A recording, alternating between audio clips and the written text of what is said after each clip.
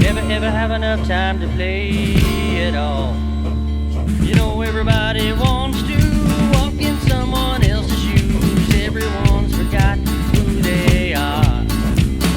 Such a crime. Hello, welcome back to another episode of Otter Creek and Rio Grande. This is not a model railroad update. This is, I guess for a lack of terminology, we'll call it a project video. And if you'll recall, when I got all this put in and I ran the train back off in there, I was really happy and excited because everything worked out perfectly and it was, the best I had ever done as far as that goes. Well, that was actually not the case, because this is actually a Y, and this section of track right here is supposed to be reversing, and I completely forgot to do it. So my little victory dance that I did for getting all this right on my first go was really short-sighted. So I thought this would be a good opportunity to show, one of the many one step forward and two steps back, or two steps forward, one steps back, whatever, the trials and tribulations of building a model railroad. So what I'm gonna have to do is go in and change some things around here. And I don't know, just in case there's maybe some guys that are newer to the hobby out there who's watching the channel and haven't dealt with a reversing loop or a reversing section of track, this would be a good opportunity to kind of explain one of the ways that you can achieve that.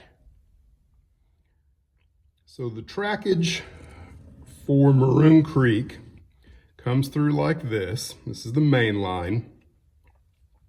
And then you've got this that branches off of the main line and goes back towards the door. And then we've got another track that comes through here. Now there's more to it than that, but for just simplicity's sake, this is what we've got. Now I'm very simple-minded, and it takes two wires to make your model railroad work, whether it's DCC or DC. And unless you're not very smart, you always pick two colors. Most people go with red and black. I chose blue and white. So I think of things in terms of blue juice and white juice. So, with the trackage that already existed, I've got my blue juice here and my white juice here, and I completed this entire section first. So if we follow that around, I've got blue and white here.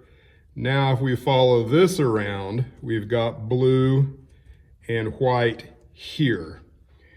So you can see if I want all of this area, which I've already wired, and all of this area, which I've already wired, to be the same polarity, if you will, I've got problems. And so what I want is this section of track right here to change polarity so that it can swap from either way, okay? So there's a device called the frog juicer, and this has got a lot of, sophisticated electronics in it from Taiwan probably. And what it does is the second it detects a short circuit, it flips the polarity so fast that your blue juice and your white juice can never mix with each other. So there's no shorts and there's no interruption in the movement of the train, and it's just really smooth, really nice. You can use this for for frogs in your switches, and you can also configure it to where you can swap an entire length of track, which is what I'm going to do. So, as mentioned before, I screwed up and made this all the way through that way. What I really wanted was this section of track to be the same as this, as well as this group of turnouts right here. So what I'm going to have to do is change some feeder drops, you know, the one that I've got for this length of track, and then those associated with my turnouts here, and then wire this in. So it's not going to be too difficult. It would have been much easier to do this with it on the workbench upside down, because that's how I like to do business, and I just completely forgot. So now I get to do some wiring and some working underneath the layout, and I will edit out all of the cursing that may occur during this video. So to kind of recap, I want this piece of track to be white blue. I'm going to change this to white blue, and then the two turnouts that are here right now, I'm not sure how many feeder drops I have there. I don't think I've got more than 4, but it also needs to be white blue. So that means desoldering a few things here. I'm going to look at that. I don't think I can desolder here. I'll show that in a minute. But the goal is to keep all of my wiring as much the same consistently throughout the layout. I don't want to change my wiring here to suit this little bit of trackage here or that little bit of trackage there. So, you know, this is the shortest track, and to me that makes the most sense to have it, you know, flip polarity between here and there rather than anywhere else. I could do it on this track. That wouldn't be that big of a deal, but there's actually 2 pieces of track there because there's 2 turnouts, and this is by far the simplest way to go about doing it. And the way that works is when you short circuit here, if you're coming this way, you know, it's going to make it match the polarity that way. And if you're coming back this way, it's going to make it match the polarity from that direction. So now I just got to figure out how to configure the frog juicer. This is the Tam Valley Hex Frog juicer, and I've lost the instructions to it, but I did look at the instructions online, so I'm pretty sure I know what I'm doing. This is left over from my N-scale model railroad. And so it comes standard, pre-configured, I guess you'd say, so that you can wire the frogs to 6 different turnouts. So if you got, you know, a group of turnouts in one location, your DCC goes in here, and then a single wire goes to your frog, and then whenever it detects a short, it short circuits. It swaps the polarity at the frog automatically. A pretty handy device. Now, if you want to do a track polarity where you're swapping the polarity of 2 pieces of track, like what I'm going to do for a reverse loop or a Y, then they have these configuration pins, I guess. I don't know what you call them. But if you jump across these 2 wires here, that's going to connect 1 and 2 together and 3 and 4 together, so that now you have 2 pieces of track that can reverse polarity. And then you've got these right here, which if you connect these 2, that will then get you 5 and 6. So what I'm going to do is I'm going to jump across this, if I don't lose my jumper.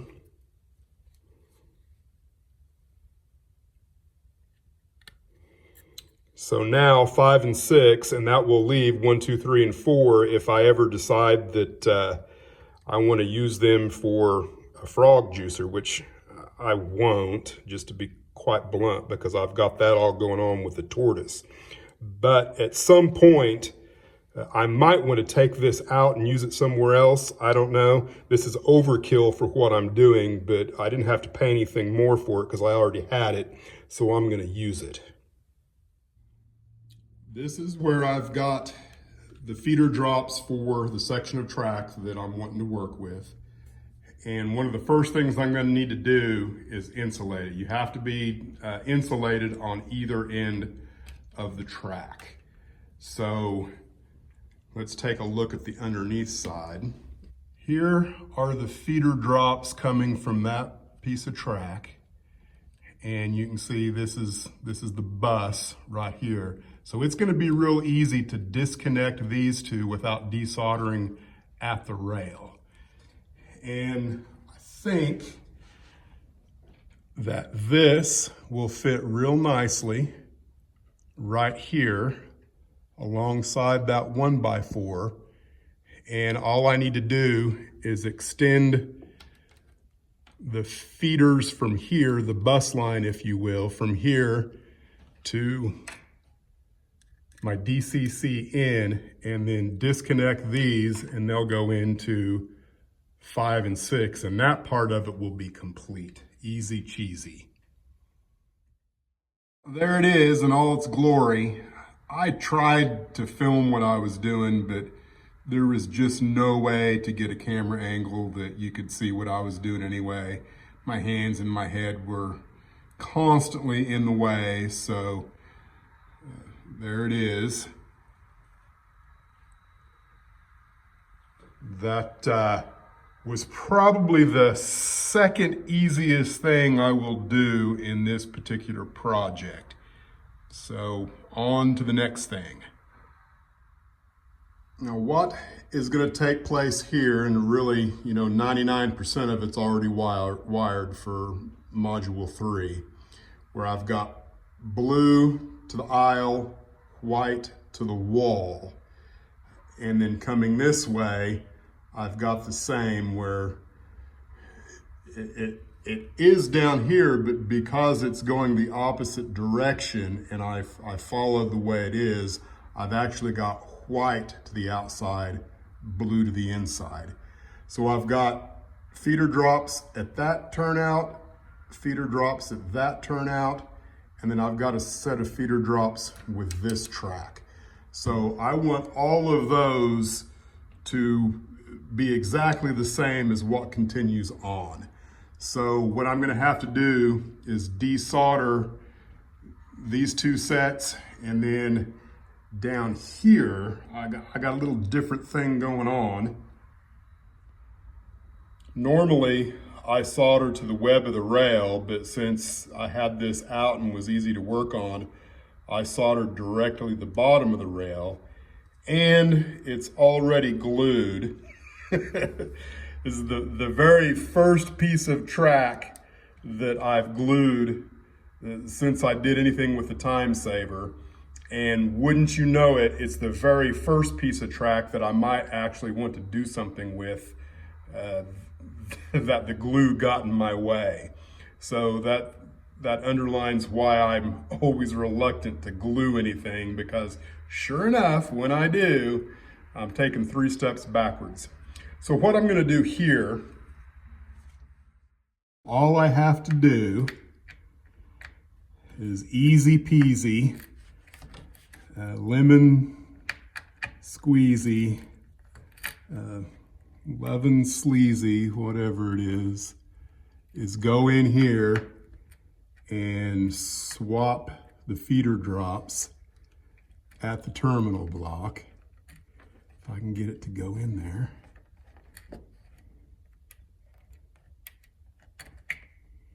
I'm left-handed, and I'm not left-handed.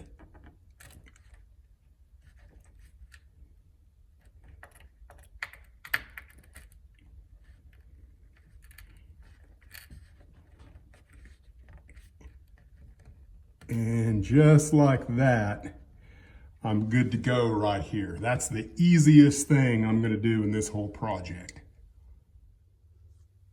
The next thing I'm going to do is go ahead and desolder the feeder drops for the two turnouts here. And I've actually already done the backside. There was no way I could film that. So all I have left to do are these two feeder drops.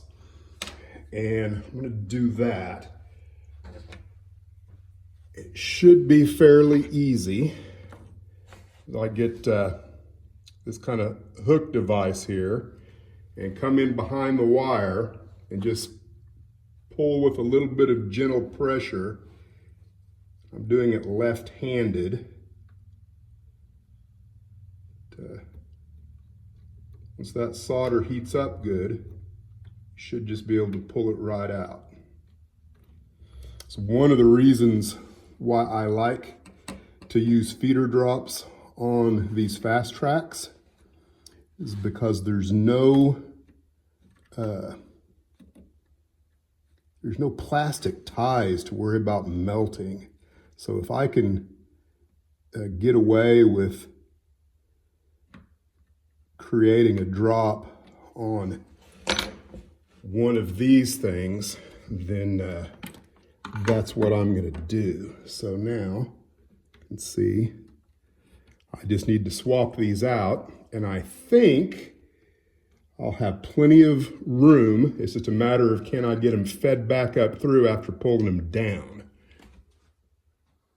I can't recall if I'd mentioned in any of my previous videos, but I intentionally left a man space right in here that's fairly easy to get in and out of, and that's where luckily those two turnouts ended up coming just almost directly on top of. So I got pretty lucky there. I'm gonna duck under there and see if I can't get those wires to come down and then back up through.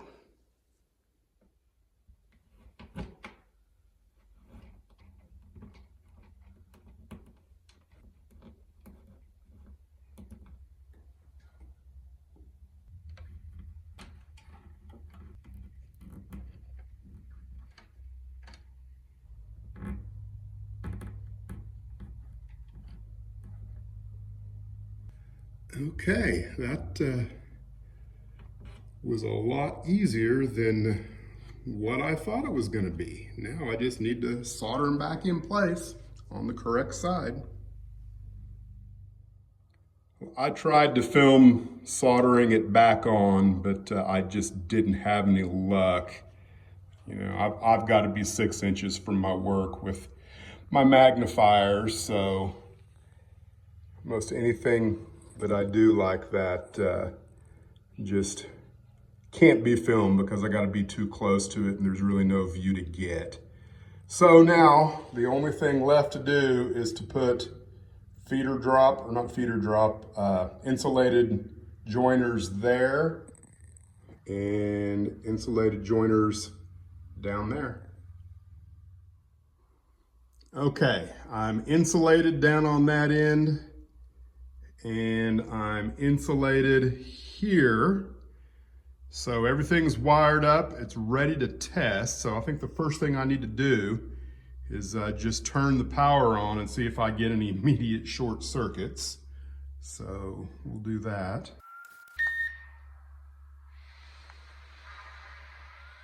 All right, no short circuits. So I'm gonna call up the 347 there. Now this track right here, that's wired correctly. The polarity is both the same on this track right here. I won't achieve my first short circuit until I bridge that insulation gap down there. So we'll see how that goes.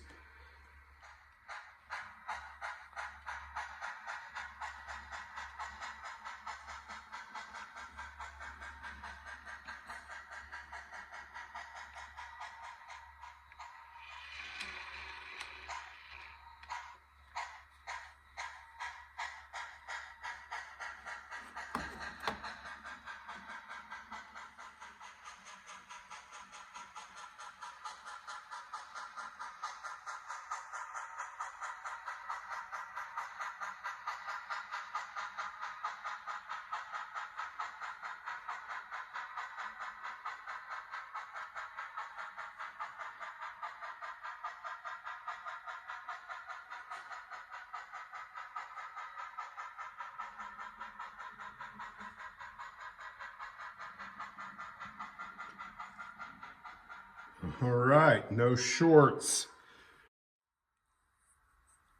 If we take a look at the LEDs here on this thing, this is, I believe, 1, 2, 3, 4, 5, and 6.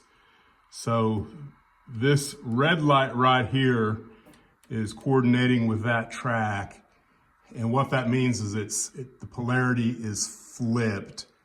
And so when I cross back over going this way, it should turn green.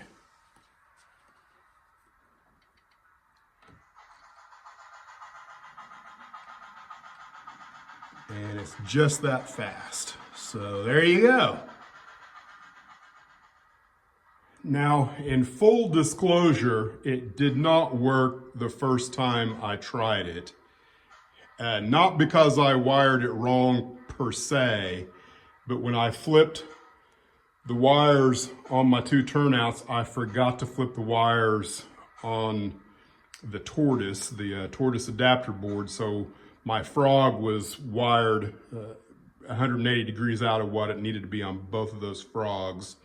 Once I figured that out, everything worked just exactly like it should. So that's gonna end this video, little project video. Hope it wasn't too boring. And we'll see you again sometime in the near future. Hopefully maybe doing a little bit of scenery down at the end of this track down here.